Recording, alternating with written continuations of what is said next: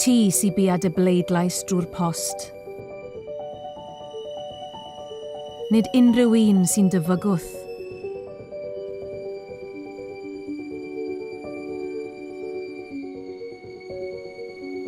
Unrhyw un sy'n esgus mai ti ydyn nhw.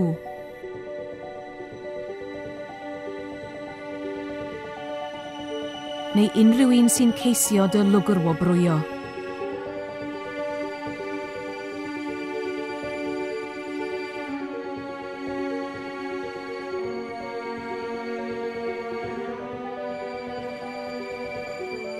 Dy bleidlais di a neb arall.